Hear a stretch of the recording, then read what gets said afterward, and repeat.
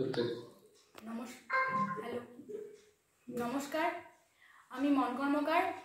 সম্মানীয় বিচারক মণ্ডলী, রাজ্যের বিভিন্ন প্রান্তে উপস্থিত প্রিয় প্রতিযোগী বন্ধু এবং শ্রোতাবৃন্দদের আমি যথাযোগ্য স্থানে শ্রদ্ধা ও সম্মান জানাই। আমি মন কর্মকার। আমি রসিকগঞ্জ বিদ্যাসাগর উচ্চ বিদ্যালয়ের ছাত্রী, 10ম শ্রেণীর ছাত্রী। আজকের বিতর্কের প্রতিযোগিতায় প্রযুক্তি গণতান্ত্রিক নির্বাচন প্রক্রিয়াকে অনেক স্বচ্ছ ও সহজলভ্য করে তুলবে, এর বিপক্ষে বলতে চাই। আমি প্রথমেই বলি, আমরা সবাই জানি প্রযুক্তি আমাদের মানব জাতির জীবনে আশীর্বাদ হলেও কখনো কখনো অভিশাপ রূপেও গণ্য হয়েছে।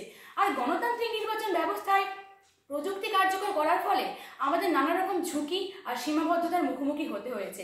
তাই আমি এর বিপক্ষে আমার বক্তব্যে আমি এটাই বোঝাতে চাইবো যে কিভাবে প্রযুক্তি ব্যবহার করার দ্বারা যেমন স্বচ্ছতা বজায় রাখা কঠিন, আর অন্যদিকে এই নির্বাচনী ব্যবস্থায় মানুষের চলার পথকে সহজলভ্য করার বদলে এতে প্রযুক্তি ব্যবহার করার ফলে আরও জটিলতা সৃষ্টি করতে পারে।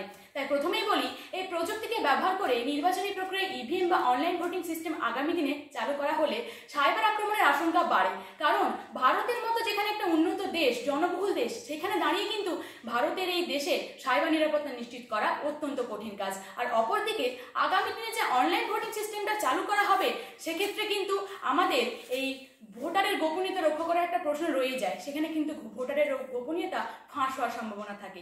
আর অপরদিকে ভারতের মতো একটি জনবহুল দেশের যেখানে অর্ধেক মানুষ এখনো ডিজিটাল প্রযুক্তির নাগালের বাইরে।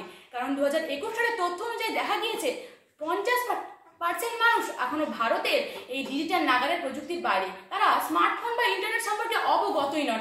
সেখানে দাঁড়িয়ে কিভাবে আমরা এই প্রযুক্তি নির্ভর নির্বাচন প্রক্রিয়া যে স্বচ্ছ সহজলভ্য তা নিশ্চিত করতে পারবো? আবার অপরদিকে যদি বলি, এই প্রযুক্তির মাধ্যমেই কিন্তু যতই এটা স্বচ্ছ হোক, এই প্রযুক্তি কিন্তু মানুষই পরিচালনা করবে। আর মানুষ যদি অসৎ হয়, বলছি না প্রত্যেক মানুষ অসৎ, কিন্তু তাদের মাঝে অনেক অসৎ মানুষ আছে। আর সেই অসৎ মানুষই যদি এই প্রযুক্তি পরিচালনা করে, তাহলে কিন্তু খুব সহজেই এই প্রযুক্তির দ্বারা একটু সফটওয়্যারের হেরফের করেই কিন্তু জালিয়াতি করা সম্ভব হতে পারে।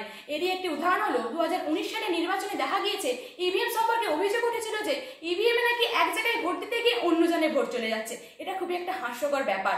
আর তারপরে বলি, এই আগামী দিন যে অনলাইন ভোটিং সিস্টেমটা চালু করা হবে, সেক্ষেত্রে অনলাইনে কে ভোট দিচ্ছে তার কিন্তু একটা নিশ্চয়তা থেকেই যায়। এতে কিন্তু ভুয়ো বা প্রতারণামূলক ভোট দেওয়ার সম্ভাবনাটাই তৈরি হয়। আবার বলি, একটি প্রযুক্তি দ্বারা যখন নির্বাচন পরিচালিত হবে, তখন সেই নির্বাচনটা পুরোপুরি যান্ত্রিকে পরিণত হবে।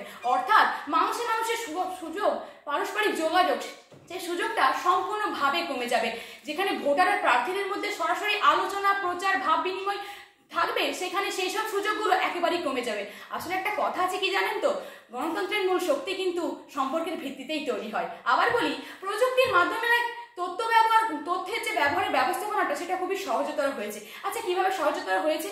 যদি এই তথ্য কোনো ভুল হাতে পড়ে, তাহলে কিন্তু নেতিবাচক প্রভাব সমগ্র মানব জাতিকেই ভুগতে হবে। এছাড়া নানাভাবে করা সম্ভব। বর্তমানে যেটা বেরিয়েছে কৃত্রিম বুদ্ধিমত্তা বা ডেটা অ্যানালিটিক্স ব্যবহার করে তথ্যের অপব্যবহার করে মানুষকে প্রভাবিত করা হচ্ছে। অর্থাৎ এর একটি উদাহরণ আছে কেমব্রিজ অ্যানালিটিক কেলেঙ্কারি। সেখানে দেখা গিয়েছে এই তথ্যের অপব্যবহার করে মানুষকে প্রভাবিত করা হচ্ছে ভোটদানের ক্ষেত্রে। আবার আমার এক বিপক্ষীয় বন্ধু বললেন, প্রযুক্তি ব্যবহার করার মাধ্যমে নাকি নির্বাচন প্রক্রিয়াটা পরিবেশ বান্ধব হয়েছে। কিভাবে পরিবেশ বান্ধব হয়েছে? আমি মানছি ব্যালট পেপারে নিশ্চয়ই কাগজ খরচ হচ্ছে, কিন্তু বর্তমানে প্রযুক্তি ব্যবহার করার ফলেও কিন্তু আরো বিরাট পরিমাণে কাগজ খরচ হচ্ছে। আর বিশেষ করে ইলেকট্রিক বর্জ্য, তার ফলে তো পরিবেশ আরোই ক্ষতি হচ্ছে, বরঞ্চ ভালো হচ্ছে না। আবার বলি, প্রযুক্তি নির্ভর নির্বাচনী ব্যবস্থাপনায় একটি ছোট্ট ত্রুটিও বড় বিপর্যয় সৃষ্টি করতে পারে।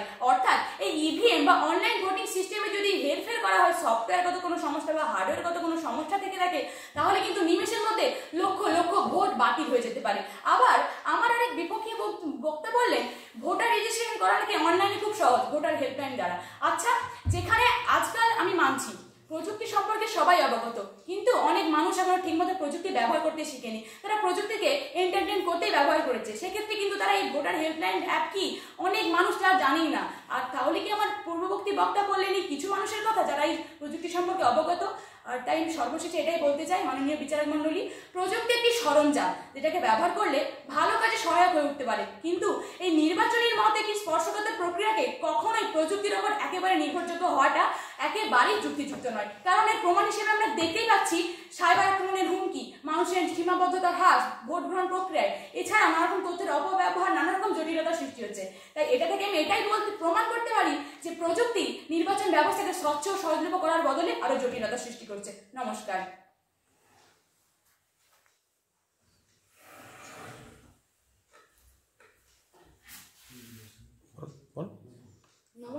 আমি মন কর্মকার। আমি প্রথমে বলবো যে আগের থেকে ব্যয়বহুল নাকি খুব কমেছে, মোটেও কমেনি ব্যয়বহুল, মঞ্চন আরও ব্যয়বহুল হয়ে গিয়েছে। যেখানে কাগজ খরচ হতো সেখানে আজকে দাঁড়িয়ে প্রযুক্তি ব্যবহার করার ফলে কিন্তু প্রযুক্তির সঙ্গে কাগজ নতুনভাবে দুটোই খরচ হচ্ছে। তাই ভারতের মধ্যে একটি উন্নয়নশীল দেশের কাছে একটা আর্থিক বোঝা সৃষ্টি করছে। আর আমি একবারও বলিনি যে প্রযুক্তি বাদ দিয়ে দিতে, কারণ আজ যে অবস্থা প্রযুক্তি নিয়ে আমাদেরকে এগিয়ে যেতে হবে, কিন্তু আমাদের পুরনো প্রথাগত পদ্ধতির সঙ্গে প্রযুক্তির সংমিশ্রণে এমন একটা পদ্ধতি ব্যবহার করতে হবে যেটা মানুষ সহজে গ্রহণ করতে পারবে, সাধারণ মানুষের কাছে যেটা সহজ হয়ে উঠবে। আর যেটা শেষ ব্যাপার বলার, এস্তোনেশিয়া নাকি ভালোভাবে অনলাইন ভোটিংটা বা এই আগামী দিনে হচ্ছে, বা প্রযুক্তি নাকি খুব ভালোভাবে কার্যকর করা হচ্ছে, কারণ সেখানে মনোভাব আলাদা, পরিবেশ আলাদা, মানুষ সেটা গ্রহণ করতে পারবে। কিন্তু ভারতে সেটা নেই, যেই মনোভাবটা আলাদা, তাই সেই কারণেই আমি এর বিপক্ষে বলেছি। নমস্কার।